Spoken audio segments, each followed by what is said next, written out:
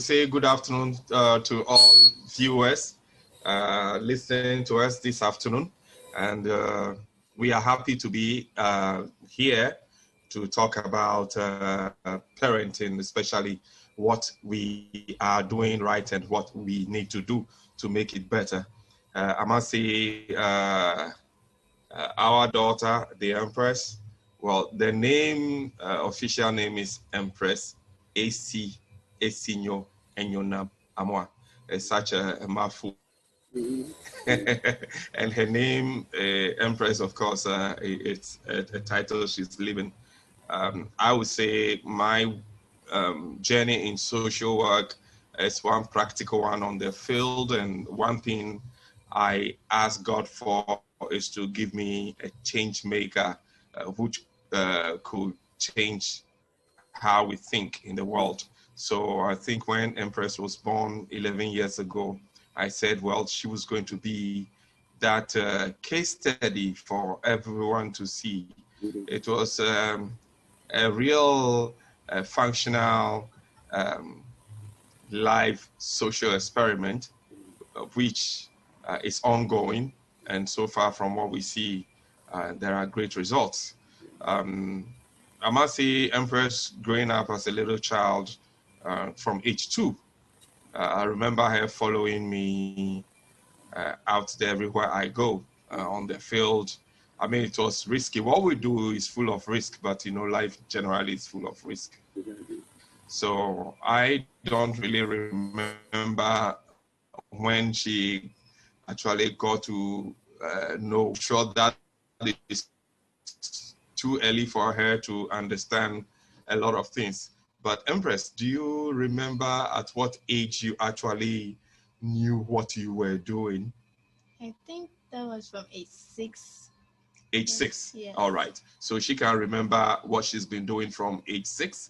We're traveling all over Ghana and going through districts that are really, really poor and seeing so much. And one thing I know is that a child learns from what that child sees. So for her as a person, I think this is in one way of shaping her life, because if she goes to rural poor communities, the things that she sees, the living conditions actually tell her that there are various sides of life and living. Well, maybe Empress, you have to share with her as some of your experience traveling across Ghana and beyond. If you can tell us what you feel about life and living and how you see life, I think that will help us. I'll say Ghana is really suffering. There are lots of people suffering in this country. In other parts of the world, people help themselves. They care for each other. That's why they are developed. But here in Ghana, we don't care for our people. We leave them to suffer, and that's not good. I would say one of the things that we do is for Empress to understand what is actually life and living. We give her the opportunity to see various cultures and various standards of living, how people live. So she does her stuff when school is in session. She goes to school, a local school, but then during holidays and weekends, she is directing what she wants to do. We belong to the group called On the Road, and Empress's brand is Empress on the Road, which you find on Facebook, her page, Empress on the Road. So when we are traveling, school holidays, weekends, or this time in the COVID era where there is no school, she is still doing her lessons. I mean, she does her online lessons, and she's learning so much. And even when we are traveling, she is still with her books, because we feel she needs to actually continue with her studies. So as she's on the road, she's reading. We travel at all times. In the night, during the day, it's raining, we are anytime at all. So, that gives her the opportunity not to miss out on anything. whether school is in session or not. So this is helping her in various ways. And as we travel, she tries to compare what she sees at other places across Ghana. And this is really enriching her experience. You say you want to be what? An engineer. Yes, though we realize that she has several potentials from what she sees. So we can say that the way we as parents are shaping her is really helping her. Because the one thing we know is that you don't need to impose things on a child. Empress's life is full of a lot of experiment. We want to see how a child, perceives life and how a child makes good use of opportunities combined with what that child is seeing elsewhere. Because like she said, she's seen a lot of things. She's really, really seen a lot of things in Ghana and beyond our frontiers. The fact is, she's been exposed to very, very important places where child development is paramount, is a priority. If you look at Europe, their welfare system is totally different. And children are put first. And it's the same thing we are using for Empress. We feel children should come first in everything. And whatever you want to do with a child should be in discussion with the child. You don't just stand up to say, I am a doctor, I want you to be a doctor. I am a lawyer, I want you to be a lawyer. I am whatever. We always just look at the top professions, when in fact we forget that if you go to Europe, you find a carpenter that is a woman, you find a plumber that is a woman, and they are earning more than professors in Ghana. They are earning more than lawyers in Ghana. This is what we don't know. You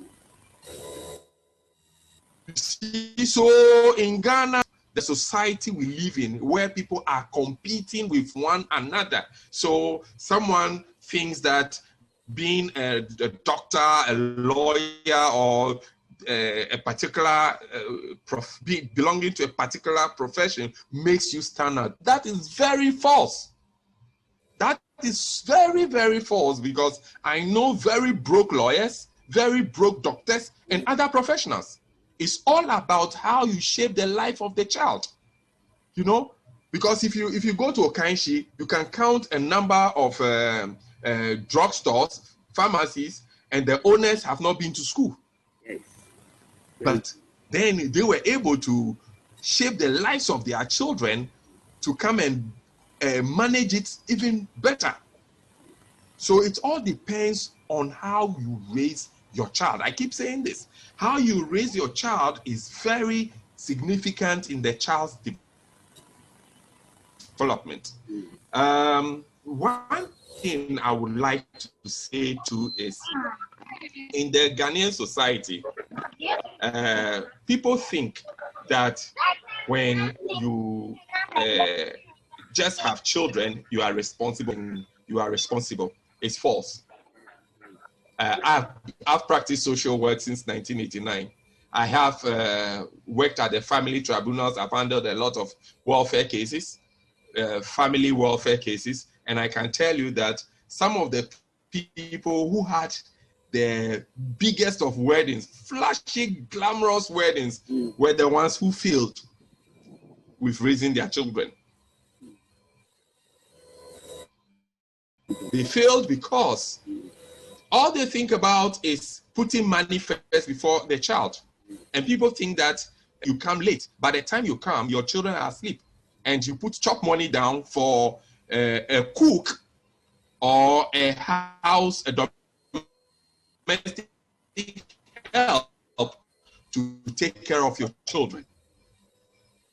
A driver will send your child to school.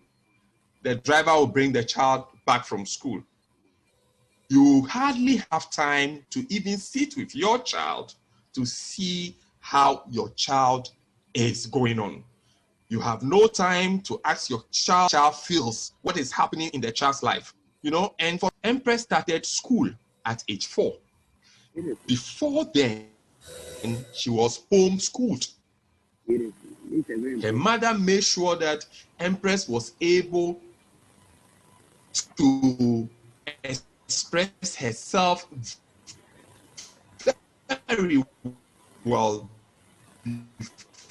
before starting formal thing that ever happened to her, because her standard has always been top.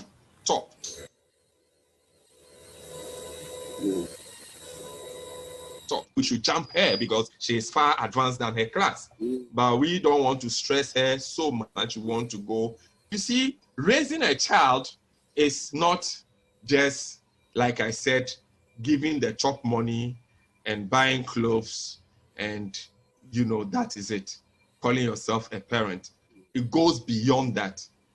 It's about how much investment you put into the interest of the child. It's not about material stuff.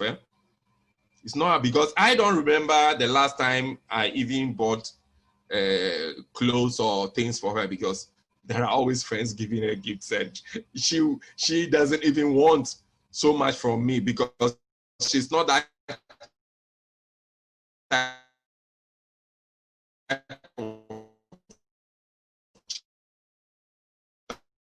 that wants to get anything. You buy for her, she says, I already have it. So she will prefer to give it out. And that's the kind of character she's been. Yourself as what you think other parents should do, because you know what you're going through, and in your socialization. Well, I wouldn't say other children like me should, by force, they should be forced to do what I do. It's up to them. Whatever they want to do, they can do it. And also the parents need to advise them. People live that do not their children's future, and that is not good. Can you give some examples, some of the things that you see that make you feel like some parents actually do not care about their children? Children living with disability, their parents sometimes do not care about them. They just leave them. They don't care for them. They don't feed them, and they just leave them to suffer. And that's not good. You need to care for them. You think they have disability, so they can't do anything, but they have one or two abilities that they can do. Right. I think this is from what you have seen, especially those that you supported in university, right? Yes. How many of them have completed university so far? 3. Right. So if 3 visually impaired students that benefited from Empress's benevolence have been able to complete university, that tells you that if we are able to help these people, trust me, they can do whatever they want to do. Empress, you remember when we were in Hamburg, you saw this man getting into his car. He had a wheelchair and he went into the car. He drove the wheelchair into the car to the steering. Okay? And that's how he drove his car. But in Ghana here, we just leave them by the roadside to be begging for alms. When in fact these people have potentials. There are people in Ghana's parliament that have children living with disability. These people will hide their children from visitors, right? They will hide their children from visitors. There are a lot more prominent people in Ghana who have children living with disability. They will hide these children from the public. When in fact, if you go to the developed world, these children are allowed to go to school. Even if they have intellectual disability, they will still give them the opportunity to go to school because there is something unique in them. There is something special in them, right? You see, in Ghana, what we've noted is that these people who do this to their own children are the ones who are on the pulpit telling the world they have to be good. But if it doesn't start from home, if you cannot love your own children because of their limitations they have, then isn't it hypocrisy to tell others to love one another. When you cannot love your own child just because that child has disability, we forget that disability is something some people are born with and others acquired it. You can have an accident which will change your life totally. This is what people do not know. It can affect your brain, it can affect you physically. So don't think that because a child is born with disability, that's the end of the world. When we give them the opportunity, they can also get there like any child. I can tell you, go to the universities. People that are in university with disabilities, they perform better than other people who feel they are able-bodied in quotes. See, so in Ghana, we seriously need to change the way we think regarding how we raise our children. People think that certain children that do not have intellectual capability cannot be like other children. So they invest in the ones that they think are normal, and then in the end they get disappointed. I've seen it too much happen. So for me, what I want to tell the people of Ghana and everyone watching us today is every child is born with a unique potential. Do not kill what the child has within because of what you want the child to be. It's not about what you want the child to be. I have been in school with people who were top people, all right? But when we finished school, because they forced their children to do what their children were not interested in, their children rebelled. And today, some of them are dead, some of them are hooked on drugs, and some of them do not even know what to do with their lives. They think because they are rich or they are politicians or whatever, they ship their children, they ship them abroad. They ship them abroad. And already, don't forget that when you have this black skin, in Europe and America, you already have a problem. Exactly.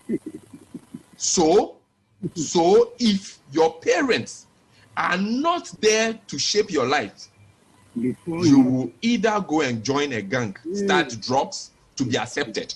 Exactly. And that is how many of them fall. It is sad, but that is how many people fall.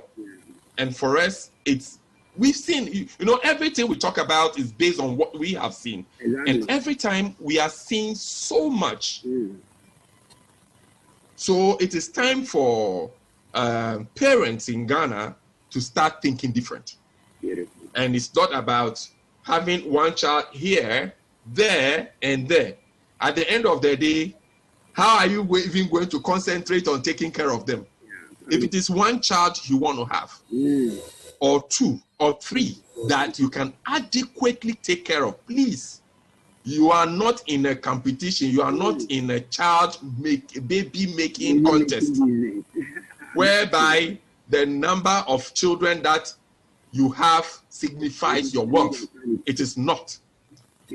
Your wealth is how you invest in your children and they become progressive. That is the wealth you have. People don't know that. So we want to tell parents out there that having so many children does not make you a great person. It is how you develop them that defines you as a person. Beautiful. Very, very insightful. Very insightful. And congratulations.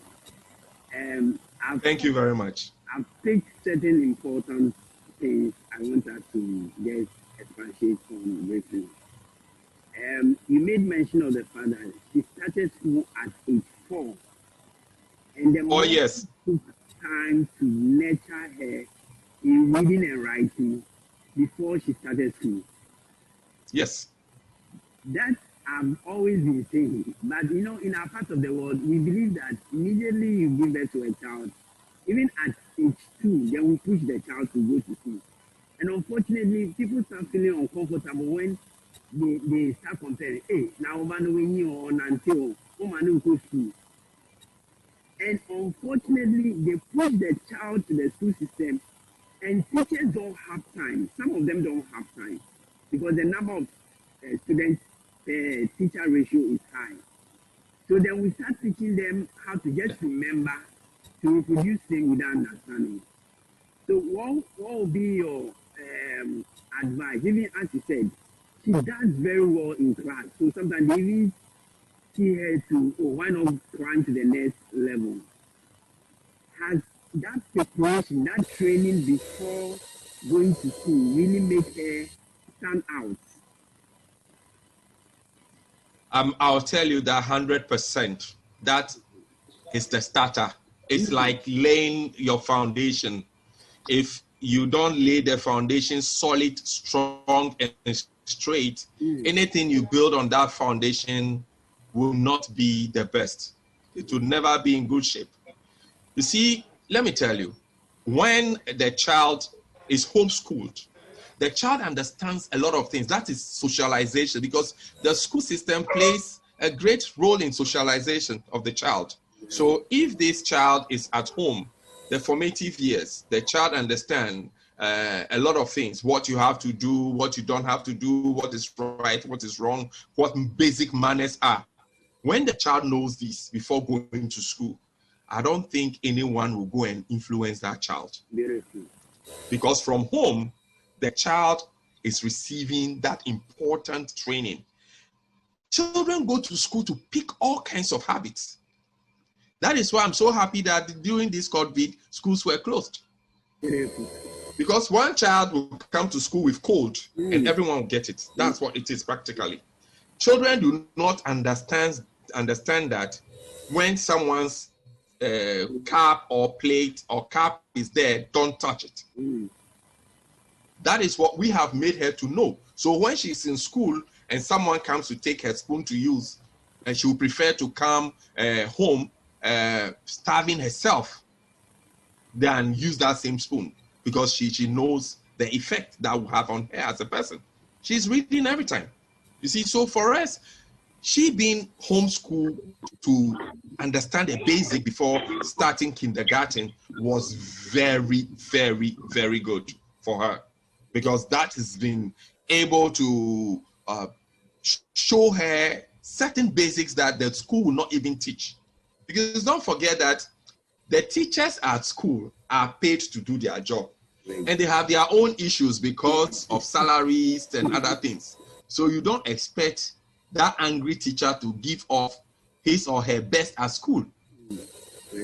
So one of the things we do as parents is, from time to time, we show appreciation to the whole school. Empress herself goes to donate to her school, not just the staff, but other school children as well. This is just to make a point that development starts from children. And if children learn the positive aspects of life and living, then, it spreads. So love, knowing what to do in school, the do's and don'ts in school. If all these children know about it, it helps the school and it helps in the child's development. You see, one thing that happens in the school system is, and one of the reasons we made Empress really to homeschool before going to school is children are coming from various homes. Yeah. And I'm telling you, some of these homes are having very horrible parents. Yeah. Very, very, she comes to tell us a lot of things. And if you hear some of the stories, I'll say the school system that we have because of overcrowding and other things is destroying children. Yeah. Because you see, parents depend on the schools to raise their children for them. That is when the COVID, these times that school are not, you see parents are shouting that when at all will school be reopened. But the thing is that if you, the parent, cannot guide your child and shape the life of your child, and you leave it or you let it rest on the shoulders of teachers, how many of these teachers do you think are really well trained? That is the issue. Trained academically and socially to manage the life of your child. Because I meet some of these teachers and I said, who are these the people teaching our children? We are finished. We are dead. I see it every time.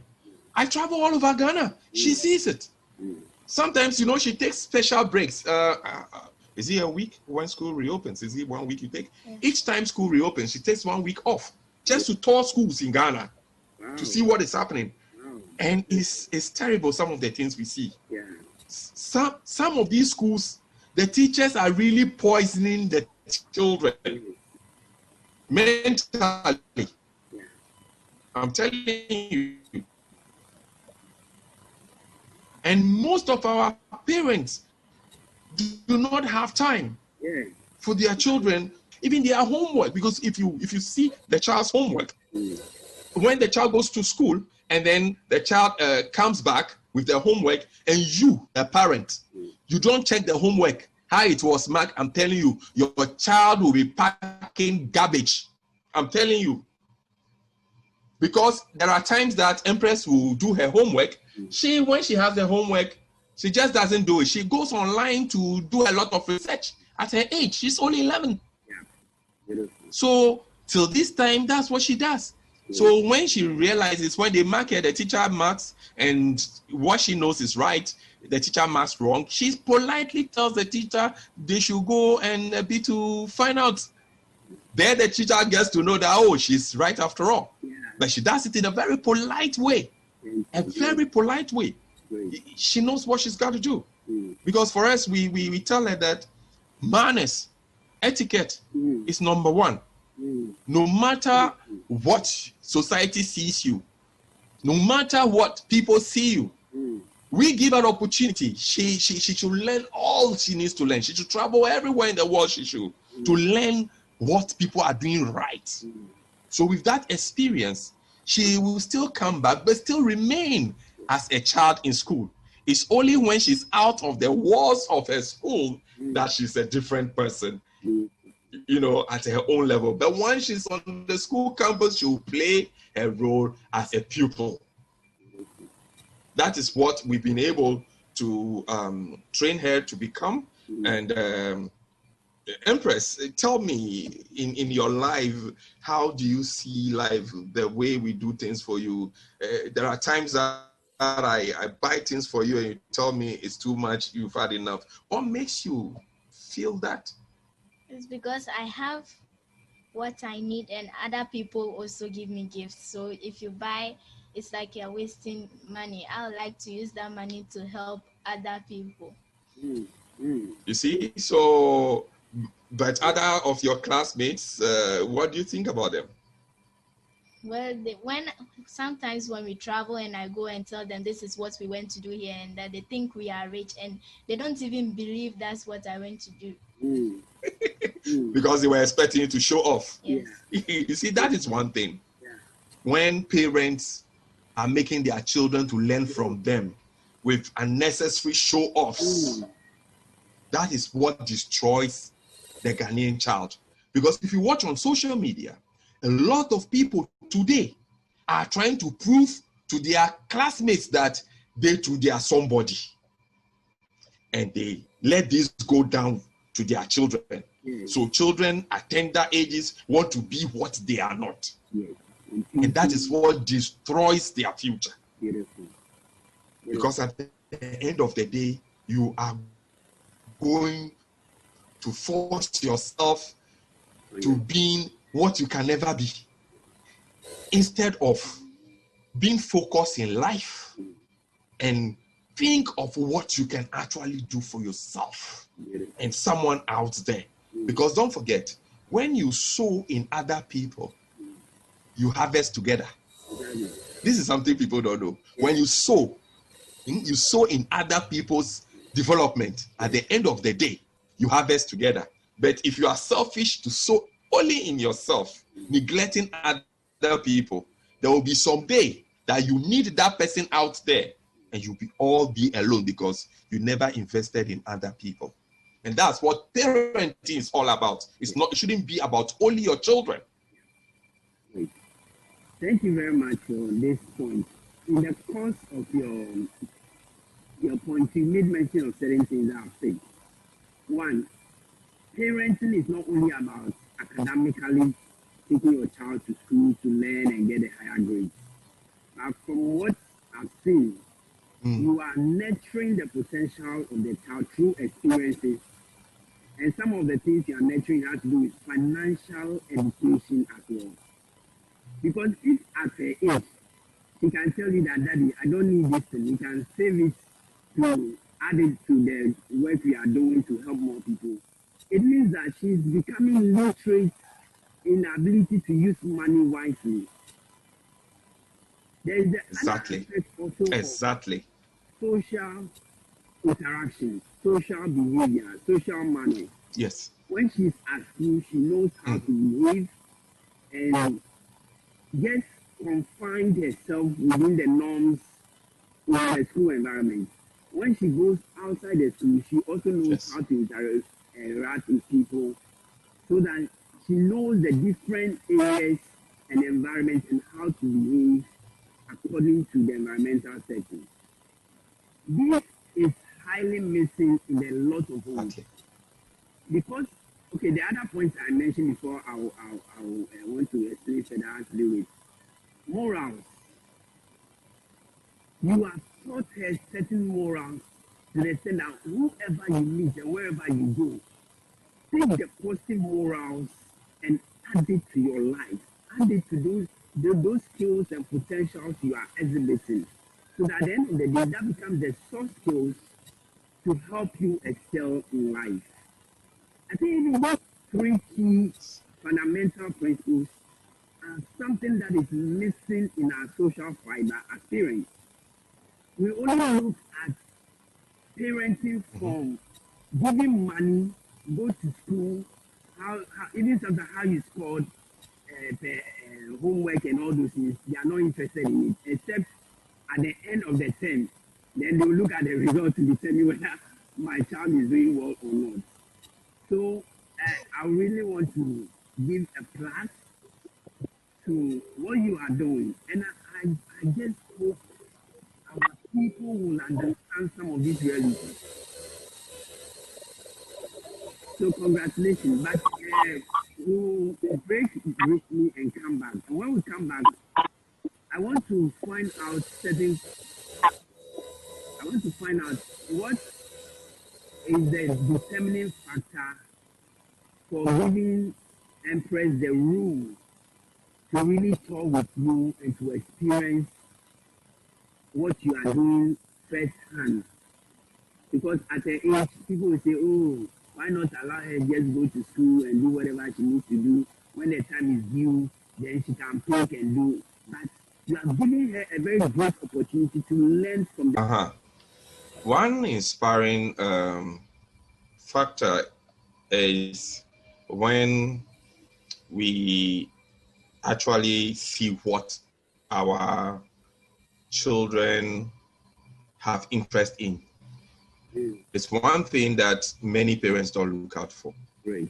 And another thing I noted is when there is all this talk about children should be left to have their childhood, where in Ghana, having a childhood as a child, that time to play is about going to pick milk things and play chaskele and all of those things.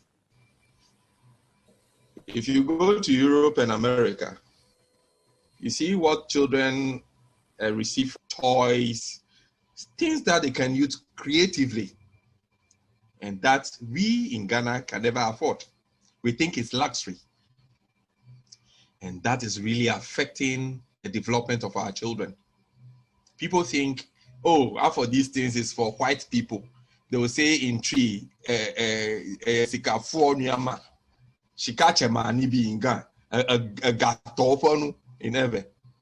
sadly, it shouldn't be so. We need to let our children be creative. Now, what we did for Empress was that we made sure that she likes watching creative cartoons. If it is online or on TV, she has her own time to do that. And then if she wants to do other stuff, we allow her to do it. Now, for the ordinary Ghanaian child, if you say children should be given the opportunity to play, what are they playing with? What kind of play are they playing? Because if you see some of these children, the way they play, it would be very hard for me to let my child go out to play with a child. Because look, you cannot guarantee their safety at all. I have seen so much as a social worker and as a field worker. There's so much I've seen. So you do not let your child, just because they say, oh, children should be allowed to play with other children, so you let your child go and play. At the end of it, you blame yourself. You see? Yeah. Let me tell you something. I am so inspired by what I see women do, some women do in Ghana. If you take Miss Taxi, Davia Sinam, if you see, I like women like that. Trust me. I like women like that. Women that are tough. Women that want to show the world that women can do it. You see, women like that, I lie for them. I say, walk over me. That is it. You know? And for me, when I prayed to God to give me a daughter, that was what I was picturing. A child that will come to change the world in a different way. A child that will prove to the world that, look, a woman can do anything.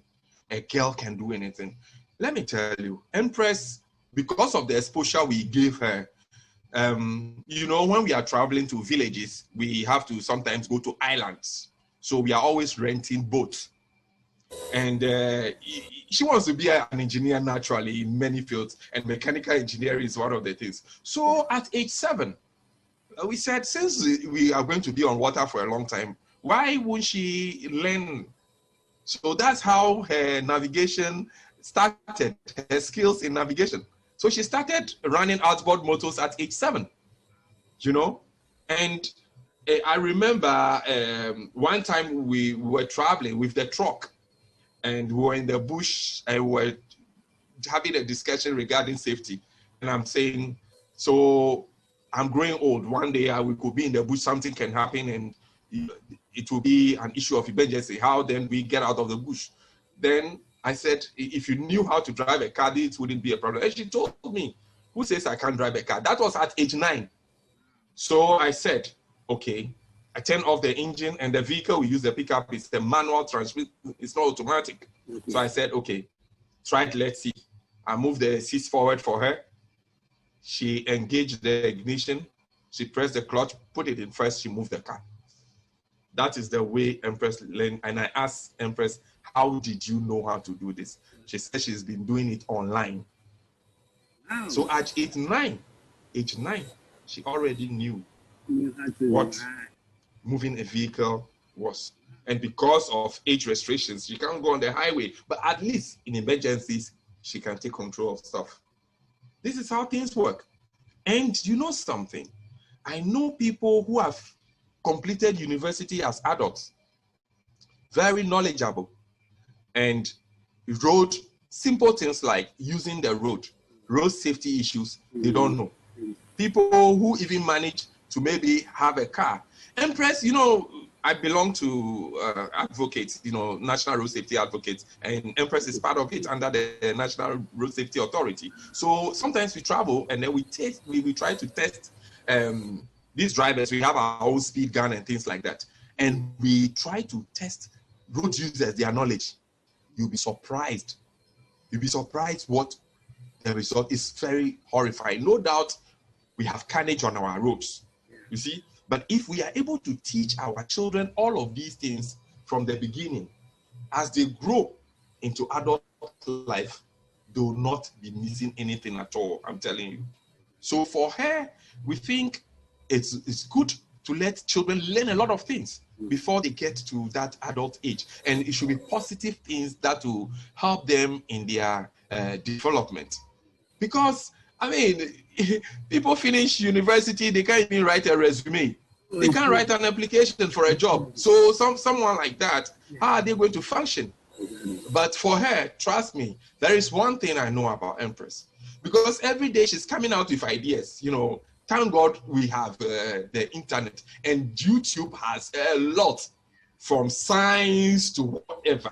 YouTube has everything, but people use it for the wrong reasons, especially in Ghana. Yeah. What people will go on YouTube for is scandals and gossip. Yes. That's what people in Ghana, majority will use their data on, but not going to learn about science, how you can, life hacks, how you can, save yourself a lot of money by creating things or, doing things yourself. For us, we do things ourselves. We fix our own vehicles. She manufactures her own soap, to give out to people. She does a lot of things. So this is what we should be teaching our children.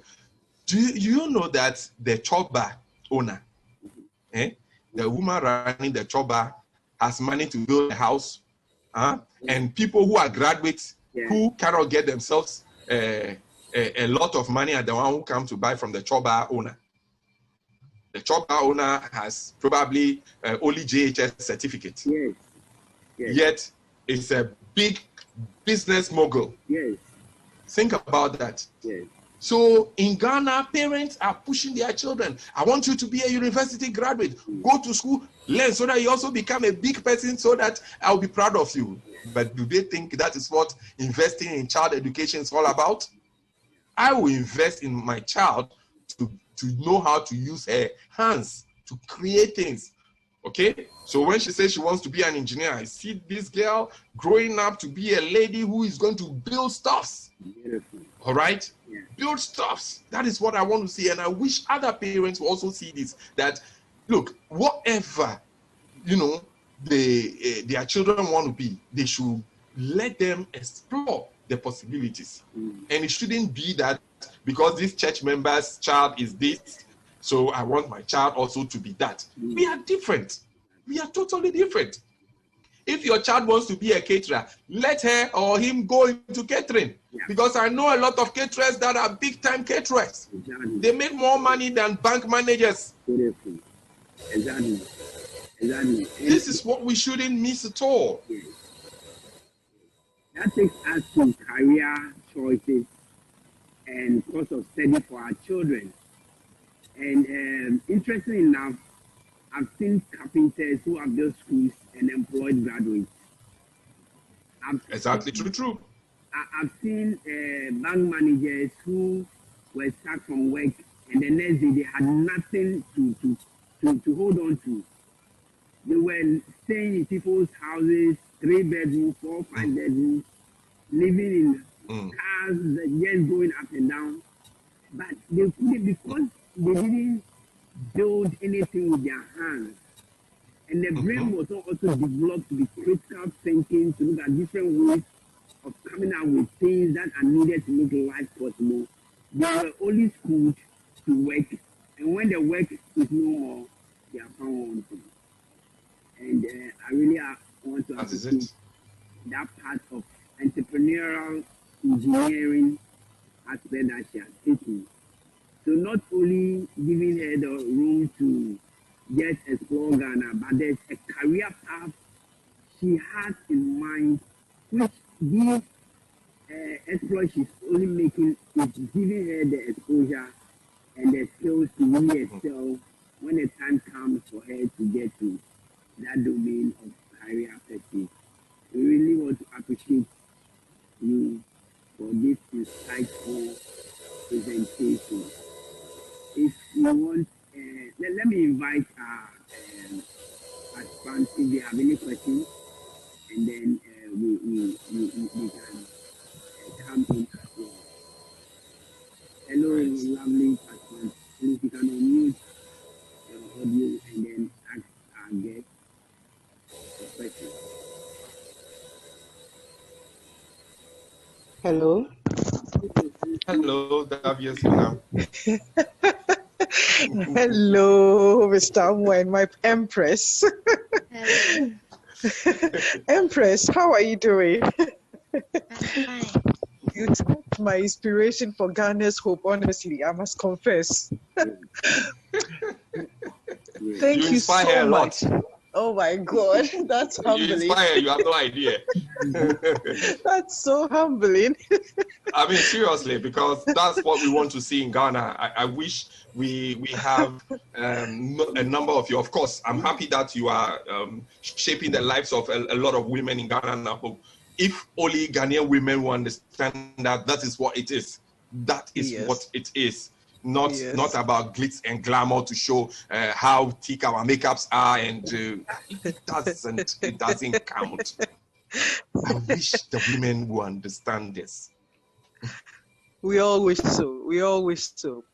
What I have come to realize, following Empress and her dad for some few years now, what stands out for me, observing their whole initiative and their scope of work and the way both of them relate to each other, something really stands out, and it's the fact that Daddy has ruled out gender socialization out of the question. I say this in quotes. I term it gender socialization because over here in Ghana, in our society, parents, especially mothers, unfortunately, that's how it is. Unfortunately, mothers tend to gender socialize their children. Oh, you're a girl, this is what you can do. This is what you can do in the house. This is what we expect you to do at home. This your domestic contribution. You are a boy. You shouldn't be doing this and that in the house, but you are free to roam around like a lost goat in the neighborhood and do what you want. But in the case of Empress and the dad, and her whole household, you'd realize that they've taken out that gender aspect of socialization and are saying for both parents have come to realize that she is, number one, a human being to start with, not looking at either being female or a male. And they're giving a holistic socialization to this beautiful human being and not banking it on whether she's a girl or a boy and what she can do as a girl and what she can't do as a girl. Because this is what is lacking in so many of our parenting skills. We give birth and we have either boys or girls, and we want to tailor the socialization based on who they are, on their sex type. And it goes a long way to hurt this nation. Yes. Today we cry about men who don't respect women's contribution wherever they find themselves, and we forget that we are the same mothers, especially, and again, fathers.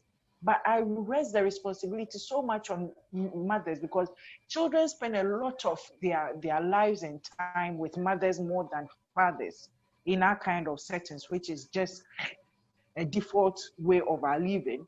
Yeah. And you find women over pampering boys and then put their girl child or girl children into boxes and telling them, no, you can't do this, you can't do that because you're a girl, but Kofi can do this, but Amma can't do that. And this goes a long way of sort of stifling the creativity in the children. It stifles the creative thinking, their worldview, their can-do spirit. It numbs everything. It numbs everything. And this is not what I see in the bringing up of Empress. I follow them so much. I see Empress under vehicles trying to repair broken down truck and all that. And this is what we have to do. And I remember I shared the story with you on this same platform, telling you that fortunately for me, I have boys.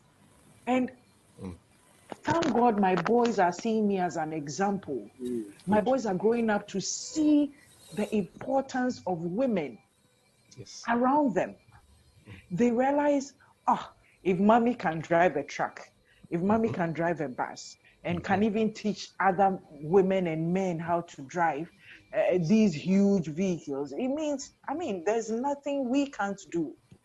And you would sense it from the way they communicate. They come back home to tell me what happens in school and the sort of dialogue that goes on, within their own childhood circles.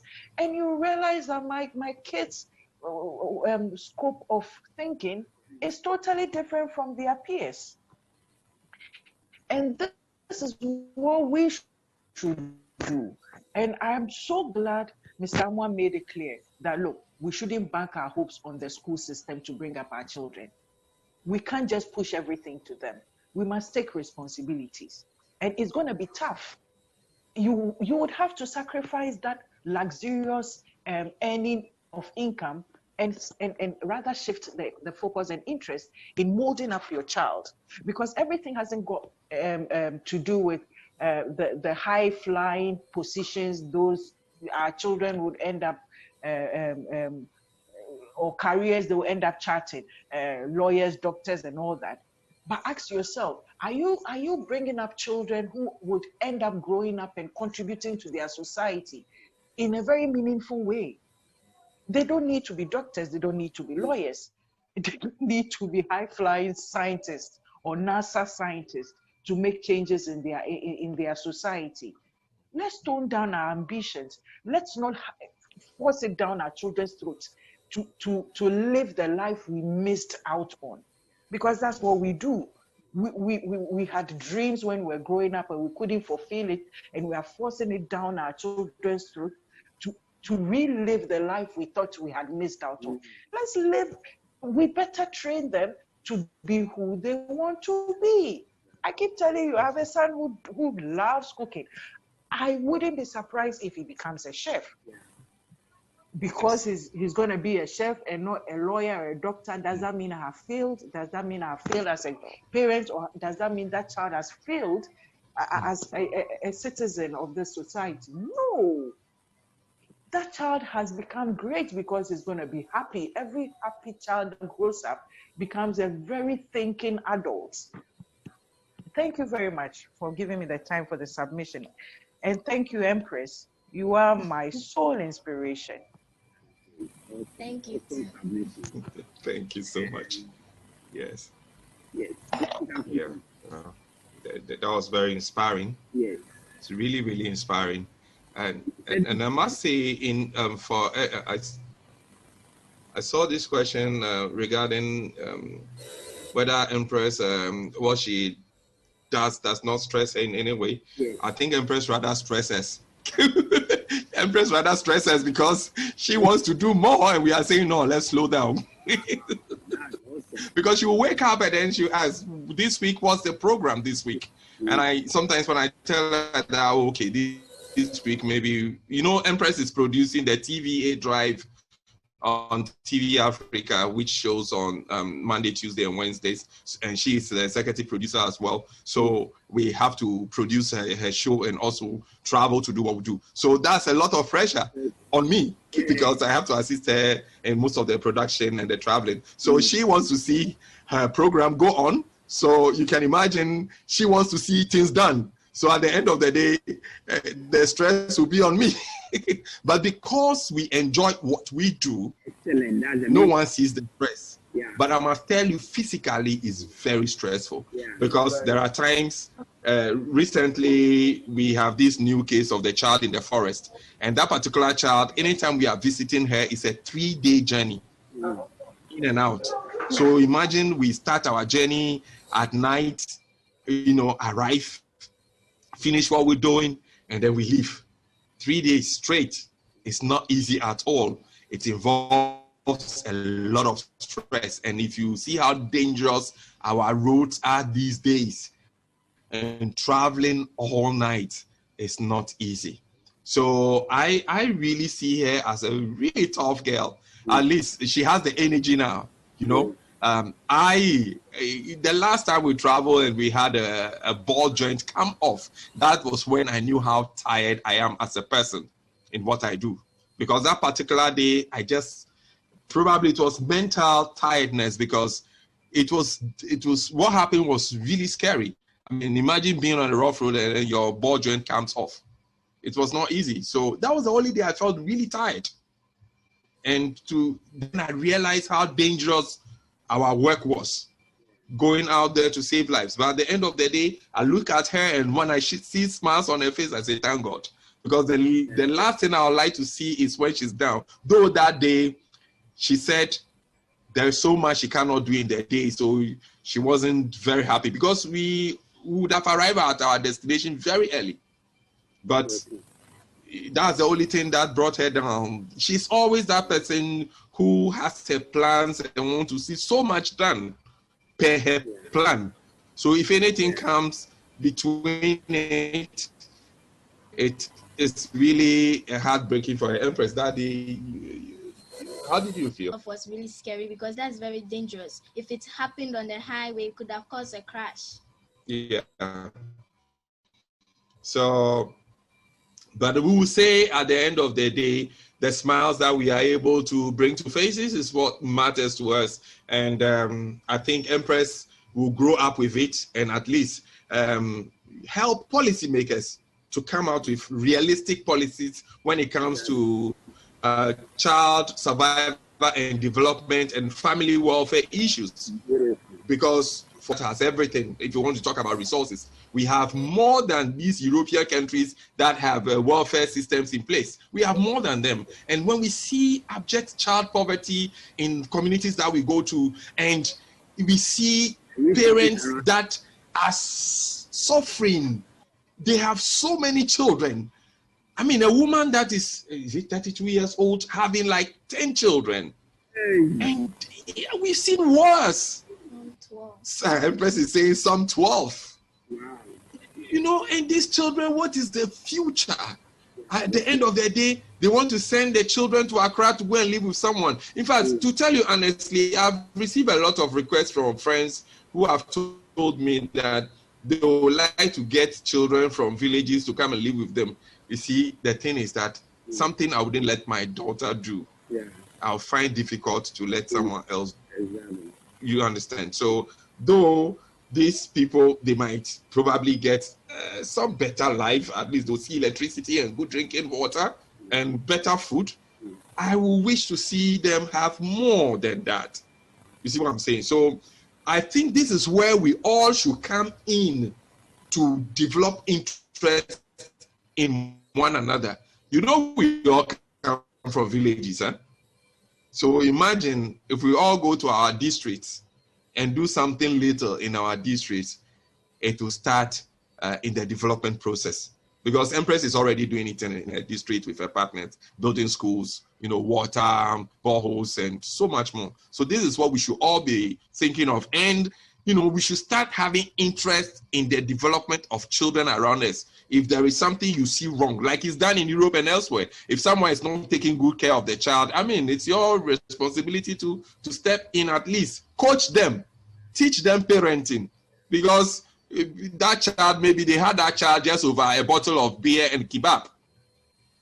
You see, we've seen too many things like that, especially working at the remand home where most of these children become offenders and are brought to. When the parents come, you realize that they met at a drinking bar, had a bottle of beer and kebab, and out of it came a child they were not ready for. So, yes, I will appeal to people of Ghana to all get involved. But for Empress, she loves what she does. The stress. If she says she's tired, I won't let her hit the road at all. She comes first, you know, in everything. And we have to go by her pace. If she says we have to do it this way, we see what she's saying because she's been doing it for many years. And in the eyes of a child, the child thinks faster because we've seen it with her. Her way of thinking is totally different. When it comes to interventions, the ideas that she comes with are very, very functional ideas. So we always sit and then together with the mother, other friends that are involved, and then we plan what we want to do. And it's worked for us so far very, very well. And when she says something wouldn't work, we look at it and then we understand why she would tell you that this person, if we have to support this person in this way, it won't work because there is other things we need to do before that. And we use her plans and it works perfectly. Yes. And that gives room for, as you just explained, gives room for critical thinking, giving her the opportunity to think on her own and come out with alternatives to still achieving what she wants to do. And that affirms what Mrs. Okay, let me use a normal name. Miss Taxi said that her children are able to do things that they love. And at the end of the day, because they are not imposing restrictions on them, they have the free will to think and enjoy what they are doing, which is the ultimate of life. Whatever your hand points to do, there must be that satisfaction and fulfillment, and money becomes a product, a byproduct at the end of the day. And this is a very awesome session. Mr. Leo, any question for our guest? Right. Any question? Sir. Yes, you can speak. Okay. This wouldn't be a question though. I would like to first acknowledge Mr. Kofi Amoah for the great things that she's doing in his child's life. It's very great. This is all that we want to see in most of the parents. We want to see them doing this so that together we can push a better Ghana. So I'll acknowledge him, and I'll tell Empress to still keeping on. There's a brighter future ahead of her. So she should still keeping on. That's all that I'll say for now. Thank you. Thank you very much. Thank you very much. Ima, do you have any questions? All right. Thank you, Bright. Ima, do you have any questions? We have about 10 minutes to run off.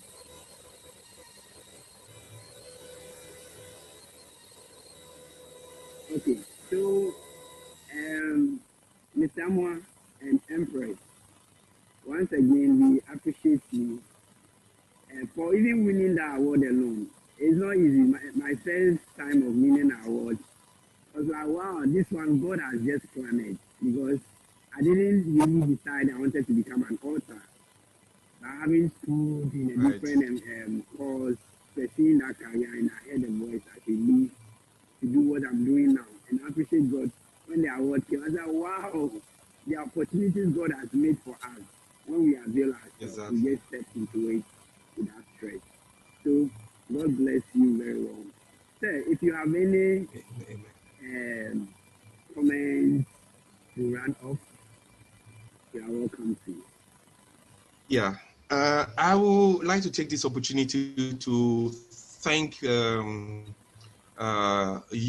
all for seeing family welfare issues as paramount. For me, family welfare issues, the reason I take it so serious is the fact that I have worked at the remand home, the boys' remand home, where young offenders are kept until their cases are disposed of at the juvenile court. And what I have learned from the remand home is enough. I have made social investigations on some of these children, and in all of these, you just realize that children are in a mess because parents were not there for these children. Many of these children come from homes that have domestic disharmony, and there was one child. It saddens me when I remember his case. In his case, he was the 9th child, and his mother had 9 children with 9 different men. Wow. So in that case, where does this child belong? So you see a lot of children on the streets of Accra. I have worked as a social worker. I've done so much on the streets of Accra, and we are still doing the same. So you ask yourself, why are children leaving their villages to come and live on the street, and now we're having generations on the street? It's all parenting. Okay, so I think this activity you have initiated and you're doing should really be carried all over, because parenting is one important thing. A lot of people are living for today because they don't have parental guidance. People are being hired to go and do dirty work for people because these people have no families to tend to. But if we all have interest in people, it shouldn't just be about your child. Every child should be our child. If we do it that way, there wouldn't be anyone going to join a group of people to go and cause mayhem for people who are protecting their children. That is what we see today. Go and do a good research, and you see that the people that are being used for demonstration, for chaos, for mayhem, go and investigate on them, and you realize that these were people that were just born but not raised. And they are being used by people who are protecting their children. So we all need to come together if we want to see the best for Ghana, to start developing interest in everyone's child. We shouldn't be just parents to our own and see the success of our own children and boast about it that, oh, don't you know my child is a multiple award winner and blah, blah, blah. No, I would prefer to see another child as a multiple award winner, so that together we will say it was collective effort that made it, and Ghana will move forward. That is it. Thank you very much for this very important point. And I'm blessed, and I know our participants are blessed. This is the thinking going forward. Parenting is so isolated. Oh, but at the end of the day, when another home is not feeding the right information, your child will be an island in an environment where he or she is very resourceful, but around there's a lot of gaps. And no matter how you push your child, you will still come back to society. You know, so God richly bless you for your time, for your resource, your energy, and we are also available to help in ways. I've realized that you have a donation platform where people who want to donate will really also share in helping people, and we will also be willing to come on board too. The later we have to also share in this great cause, we will do that. God richly bless you. We just had a message. It's very insightful. Bless you too. Wish to have you here again. Thank you. God bless Anytime. you. And for our participants, we really appreciate your presence. We really value you. God bless you all. Thank you. Empress. Thank you so much. God Sally, bless you. God bless everybody. the sky is not even the limit. God bless you, and always replenish your strength and give you more wisdom and insight to become a generational thinker and a leader that others will see, and you can carry them through the promise and that God has destined us in this place. God will so bless you. Bless you too. Amen. Sir, I salute. Thank you. God bless. God bless. Bye-bye. Bye-bye. Bye-bye. God bless you as you listen to this testimony or feedback from the parents who enjoyed our coaching. Hi, Pastor Aaron. Good afternoon. I just want to say thank you so much for the coaching that you gave to me this afternoon. And I must say, I'm really impressed. I'm so impressed, Everything you said was positive about both kids, my girl who is 8 and my son, my boy who is 5, and surprisingly after talking with you, I look at them and I look at them and I have different perspective about both of them. Different perspective, not in like a negative way, no, or not in me not knowing what they are wired to do. But I think your coaching has made me set up the more as to how to deal with them individually, how to handle them individually. And I think it's a very good thing. Kudos to you for that. And then on my part, I think you got me thinking for myself.